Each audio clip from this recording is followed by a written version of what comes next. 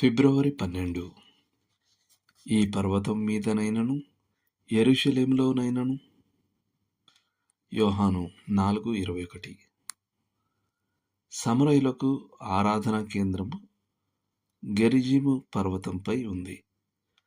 యూదులకు దేవుడు తన నామాన్ని ఉంచిన భూమిపై ఉన్న ప్రదేశం యెరూషలేం.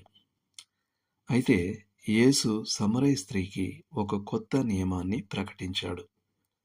యథార్థంగా ఆరాధించువారు ఆత్మతోనూ సత్యంతోనూ తండ్రిని ఆరాధించు కాలము వచ్చుచున్నది, అది ఇప్పుడును వచ్చేయున్నది. తన్ను ఆరాధించువారు అట్టివారే కావలెనని తండ్రి కోరుచున్నాడు. యోహాను 4:23. భూమిపై ఆరాధన కోసం నియమించబడిన ఒకే ఒక్క ప్రదేశం ఇకపై లేదు. మన కాలంలో ఒక పరిశుద్ధుడు ఆ పరిశుద్ధ స్థల స్థానాన్ని తీసుకున్నారు. ప్రభు అయిన క్రీస్తే ఇప్పుడు తన ప్రజలకు సమకూడే కేంద్రంగా ఉన్నారు. యాకోబు మాటలు నెరవేరాయి. ప్రజలు అతనికి విధేయులై యుందురు. ఆదికాండం 49:10.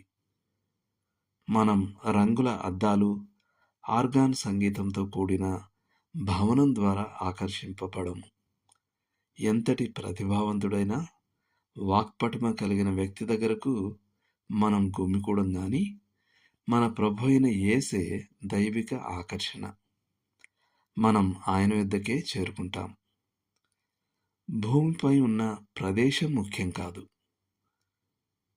మనం ప్రార్థనా మందిరంలో, ఇంట్లో, పొలంలో లేదా గుహలో కలుసుకోవచ్చు.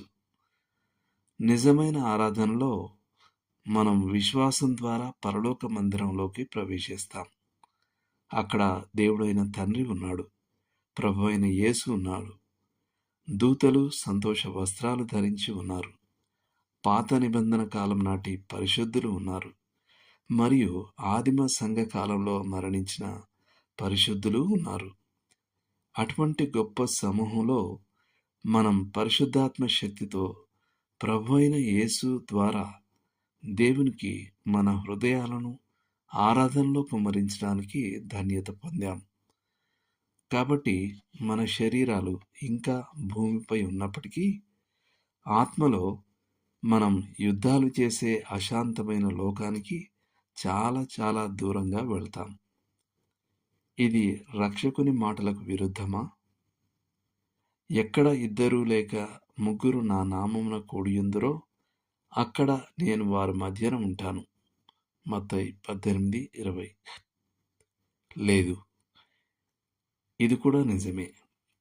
తన ప్రజలు తన నామమున కలుసుకున్నప్పుడు ఆయన ప్రత్యేకంగా అక్కడ ఉంటాడు. ఆయన మన ప్రార్థనలను మరియు స్తోత్రాలను తండ్రికి సమర్పిస్తాడు. ప్రభు అయిన యేసు మన మధ్య ఉండటం ఎంతటి గొప్ప ఆధిక్యత! దేవుడు మిమ్మల్ని దీవించును గాక. ఆమేన్.